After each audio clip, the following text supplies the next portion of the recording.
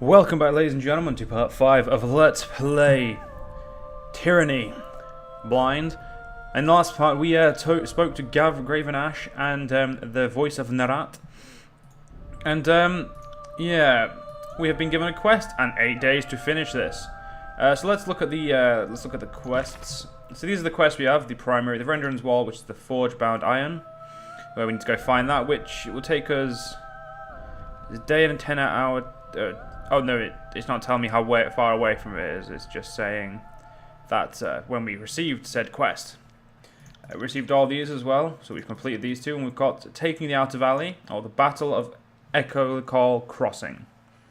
Taking the Outer Valley, I suppose we will get to, but first things first, we're going to be doing the Battle of Echo Call Crossing, because this is, I believe, where we need to go.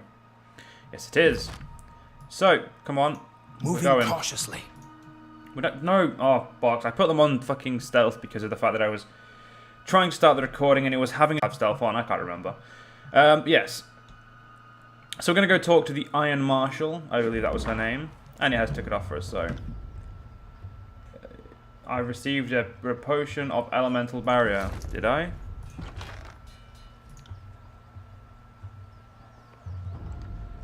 There it is.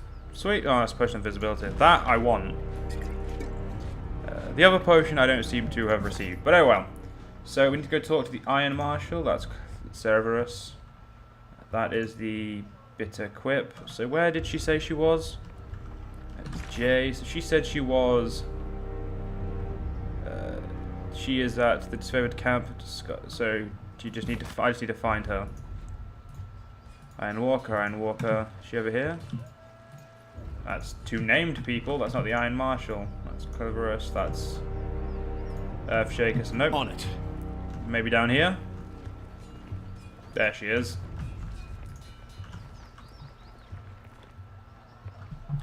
Don't just coddle the impact. Push back with your shield. Take the momentum. Iron Marshal, her envoys. Field commander of the disfavored pounds her fist in the air as she calls out to the warriors for the training. I said eyes on your opponent, waistline. If you spend more than a glance checking out his footwork, you've lost.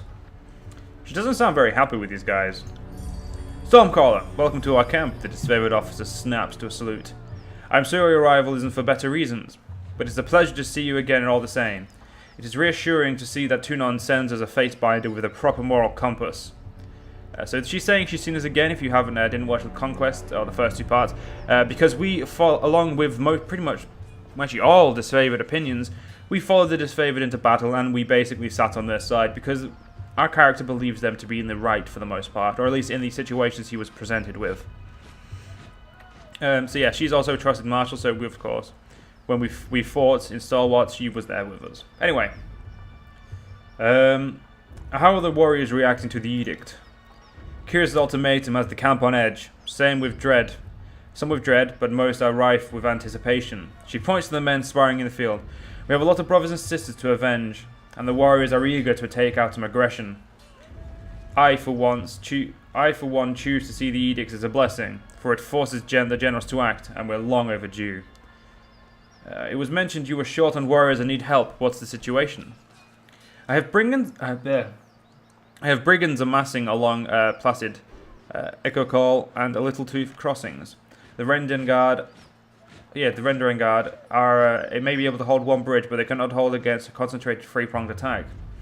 I have no right to give you orders, but her words falter, a short cough before breaking her flow. But we all die to Curse's edict should we fail. So I'm not about to let my pride blind me to the value of good help. This is the second major attack across the river, correct? What happened last time? Defeat in detail. We carved a bloody path up to the river, but at the point everyone who charged ahead was lost. We had no chorus backup, it was just a few disfavored squads. I can't tell you exactly how they were defeated, but they lost the whole assault team. She shakes her head, letting out a long, pained sigh. We found bodies washing up in the river for days. It's not often the Tiersmen put up such a good fight. It certainly made us reevaluate the number we'll need to take this valley. Really? Are you sure our scout didn't give you all sorts of detail about the enemy and you just chose to disregard warnings? We can pass out blame after the war, only the Oathbreakers matter now. Quite right. Getting our emotions into the mix when hastening this campaign. I will assist. Then our plan might just work. Sorry. The Iron Marshal lifts her gauntlet close to her face, shifting her eyes from you to the metal articulations. We are loath to work with those who do not share our training and our values, but we know that Tunon, the Adjudicator, selects only the most capable minds for his court, and I trust you will honor us all on the battlefield. Antio will be leading the charge at Echo Call Crossing. Assisting you will be the Barrack of the Stone Shield. She points to a heavily armored soldier standing sentry at the edge of the training field. Before you ask, no, the forge bound won't sloshed on Dappleslust. Wow, Dappleast when they fitted his armor. He survived the full force of the Edict of Storms, and his armor doesn't exactly come off. Tactically, it's quite brilliant, but otherwise, it's something of a curse. Tapping her helmet twice, Erenoi signals to a hulking presence. Barrack, come to meet the Fatebinder. This is interesting. The soldier steps up to you, better resembling our amalgamation of rusted blades and mismatched pieces of armor fused into a vaguely human shape. He reeks of sweat, feces, and whatever oil treatment keeps him flexible. Fatebinder, the Iron Marshal has tasked me with keeping you alive, and I have no intention of disappointing her. That should be enough assurance for anyone. I'll nod silently.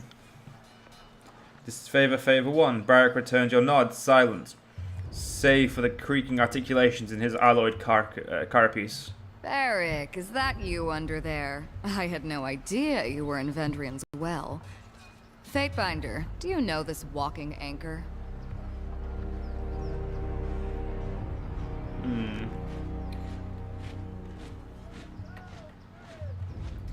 I encountered Barrack in Stalwart campaign. Though he appears much changed, he's an excellent soldier. You're generous to say so. I'm afraid I left the better part of myself on the killing fields of Stalwart, but it's still in my pride and honor to serve the Legion. His voice falters. You can't tell if it's hesitation or regret that stalls him. The Fatebinder will be joining us for the push across the river. I figured an extra hand might help, and more importantly, if my worries come true, and the chorus tries to impede the mission, we will have an observer from the court on our side. I look forward to working with you again, especially after our time in Stalwart. You defended our honor to the Scarlet Chorus, and a friend of the Legion never goes unthanked. So when the Scarlet Chorus blamed the disfavored, we upheld the Irons. We agreed with the disfavored. So basically, that's all he's getting at. Better to work with the honorable Binder than some chorus children. He nods to you, his armor creaking as he bends his neck. I asked that Barrack accompany you there to a...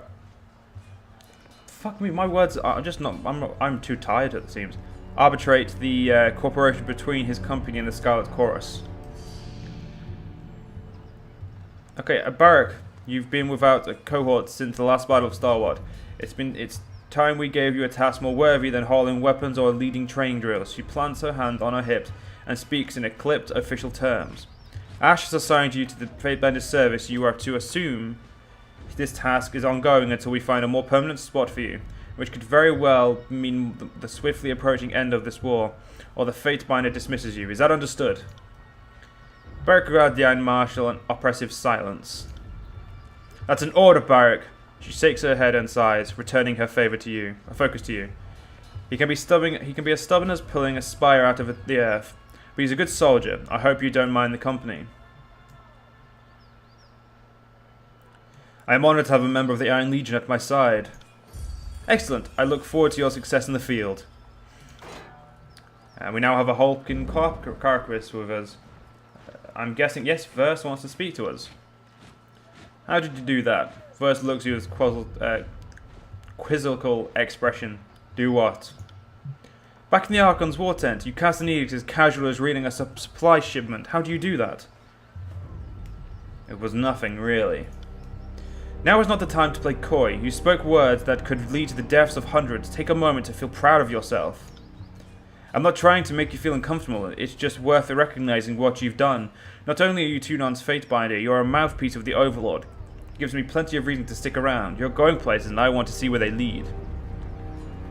That's enough for now. So, we're going to play a bit coy in a way. We're not going to really give her too many details. It's not as if we don't trust her. I just choose not to talk too much at the moment because we need to rest, unfortunately. Which means I need to find said place to rest. Let's look at the map. Is there anywhere we can just like lay down? Will do. There's something over here I can touch. Let's touch it. Touch it good. I'm gonna take that. I'm gonna take that. Don't mind me. So we're gonna go find somewhere I can. Ooh, I'm gonna go take this too. Whoops. Run before they realize we're looting them. No, I'm joking. We actually do need a place to stay though, because I can't have Verse being out of condition. So I think we may have to go to the back to the main map to rest. I have got camping supplies. I bought some extra ones last part. Yes, of course, store is very obvious. Let's meet guys up here, and we'll set camp. We do only have 8 days till the Day of Swords. I believe this is a very important quest. I will try and do the forge. I will try and do everything in my power to finish all quests. But yeah, I'm very interested in how the story develops between all of these people. Let us go. Actually, whoa, one minute. Let's not go over here. Oh, it's just another way to leave.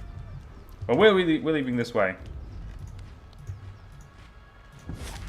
Oh, well, the Scarlet Chorus Camp is actually closer to us, but it doesn't seem like I can choose to. Oh shit! There's a lot. Whoa, there's a lot more places I seem to be able to go. Well, not yet, but of course I may be able to go later. And the Bastard City, I'm guessing that we can go to the Bastard City later. Again, like I said, this is blind, so it's just an assumption. Is there a way to camp? Because that's what I kind of want to do. I kind of want to just camp at the moment. Oh well, let's go to the Scarlet Chorus Camp. It'll take us 2 hours to complete your journey from Disfavored Camp to the Scarlet Chorus Camp. That is fine. Ambush. Ooh, interesting. Let's get into this ambush and deal with these interlopers. Our way, and they are stopping Tunon's will, or Kuros's will. That's far enough, Fatebinder. A woman's voice booms from atop a nearby outcropping. Flashes of an aquamarine body paint peek out from under her loose-fitting traveler's garb, and her outfit is festooned in braids and knots of sailor's line. Flanked on either side by warriors dressed in Vendrian Guard regalia, the woman leans on an elaborate bladed staff pulsing with arcane energy. A swath of blue fabric rests draped over her arm. So this is she's a tidecaster. So basically, we encountered them, and I allowed the disfavored to eradicate them. So she's probably not very happy with me. You don't know me, but you knew my masters in their final days. I'm told that you and Binder Rogalis arranged for them to die in battle, rather than be fed to the voices of Nerat. A proper duel means something to my people. Thank you for giving my loved ones honor in their final moments. Okay, maybe she's happy with me. That is different. I thought we just slaughtered them. But I guess she accepts that slaughter is more honorable than just being slaved. I owe you an apology, Peacebinder. For we have dishonored the surrender that you offered us in our year of defeat. I cannot excuse or defend our action. I leave that to history. But all the same, I am deeply indebted to you for treating my tearsmen with charity and humanity, even in this time of madness. Wait, I did that? Oh yes, I acted as a diplomat more than a slaughterer, because at the time it seemed it was more, well, it was swifter. In accordance with ancient customs north and south, I offer and request a delay of blade. There are matters we must discuss without fear of reprisal. The woman bows deeply, lowering her head in a practiced display of etiquette. The warriors by her remain in ready stance, their nerves clearly on edge.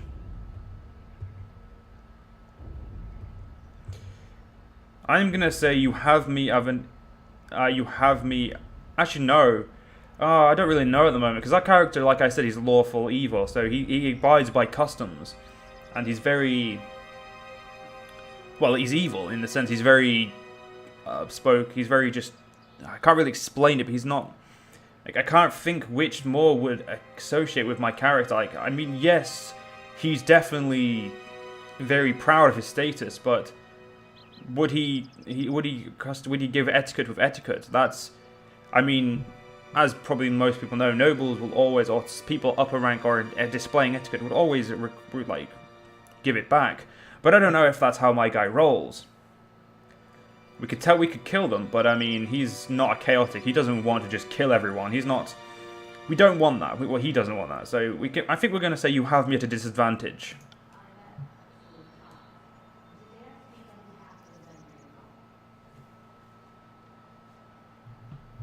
Okay, that was very quiet. I advise caution, Fatebinder. Only thing more dangerous than a tearsman is an educated one. Metal articulations groan as he tries to subtly move his hand towards his blade.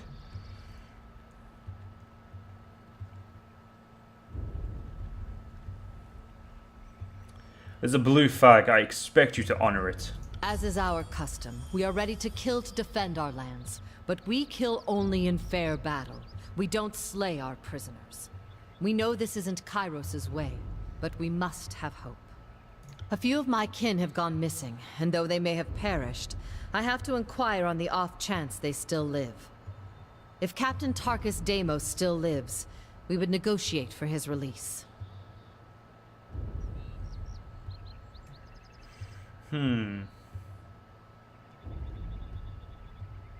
So Tunon would be very angry if we just attacked them.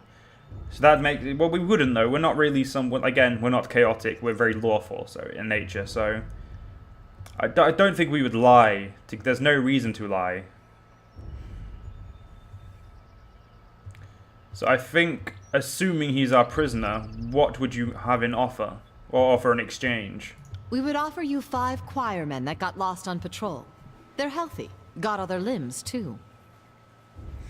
So she offers people in I would not have us barter with oathbreakers. Certainly not for anything less than disfavored lives. I kind of agree with that one. You say there's something worth less than a disfavored life. Call me intrigued. Interesting. So I'm guessing the choir, by choir they mean Scarlet Choirs? She did say choir's life, yes. Yes, choirman. Well, the name does mean nothing to us, so I think we may as well be forthright. Sorry, that name means nothing to me. No, I'm sorry. I'm asking about one man out of thousands that have been slain by Kairos' forces. It's not like I remember the name of all your friends that I've killed. If I may make one more inquiry, what of Palox Tyrell? Did he survive?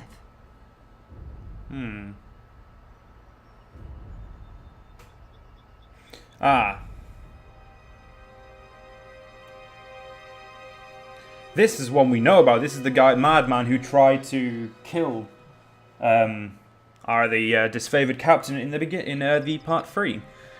Or was it part 4? No, it was part 3. I think. I can't remember. It doesn't matter. All I know is that is the truth. He did try to kill him, so I think it's very only fair that we tell him she's dead. Palox Tyrell is dead. She nods slowly, saying nothing for a long moment. My apologies, Fatebinder. I had a terrible feeling this errand was in vain from the start. I had no expectations that our friends could be saved, as I'm sure the time for swapping prisoners is long gone.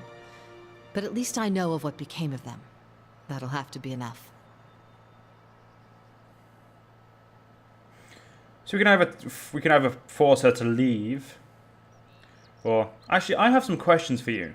We shouldn't be socializing with oathbreakers. Derek, I shut will up. entertain them as best I can.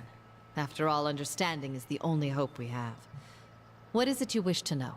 Why do you resist Kyros? What are you trying to save? I grew up without my knee bent to Kairos, and if I'm going to bow to someone, let it be another Tearsman.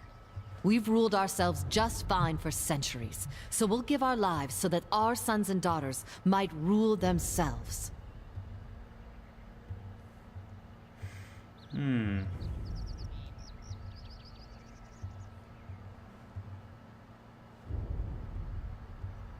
Yeah, only your daughters are really free in the tears. Why fight against Kyros' equality?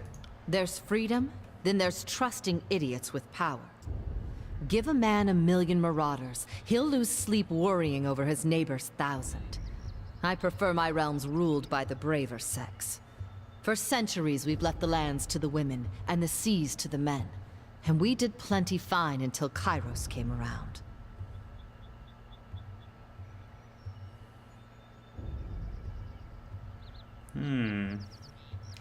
I think we shall barter with her, but a mage like you would not be subject of such superstition and fear under Kyros's reign. I doubt life is any better sworn to some mad archon. I'd rather stand with my fellow tearsmen. Or, I suppose, stand immediately behind them in the event of an attack. At that remark, the soldiers flanking her exchange shocked looks. Ebb turns her focus to her compatriots. Yeah, you heard me. Way things were years back, you'd all be calling me a water witch and conspiring to sell me out to the nearest sage. Just because I'm helping you stop Kairos doesn't mean I've forgotten the hospitality of ages past. Ooh, she does not sound happy.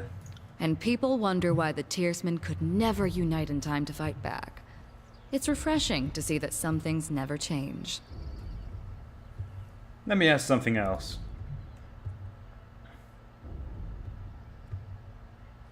That's all. Fair enough. But now a question for you. The Edict. I can feel its magic coursing through the air. Everyone can. But those of us enlightened to the currents of magic feel it most. The wording of the Edict.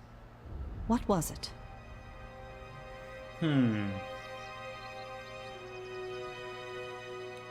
Such details are for Kyros's warriors only. So you will not say. I expected as much. Can it be worse than endless storms or fire pouring from the earth? Not that you'd answer that either. I've another question for you, if you will entertain it. Are we really standing here and chatting with Oathbreakers? It's hard to watch. Like cuddling a goat you're going to kill for dinner. No, we're done. A shame. But if you have no heart for discourse, I will take no more of your time. In accordance to our ancient customs north and south, let us conclude this truce in peaceful accord. May peace find you soon, Fatebinder. She and her Ratawin turn to leave. And I will do nothing to stop them. But unfortunately, ladies and gentlemen, we are going to have to end this part here. I hope you guys have enjoyed, and I will see you in the next part. See you guys then.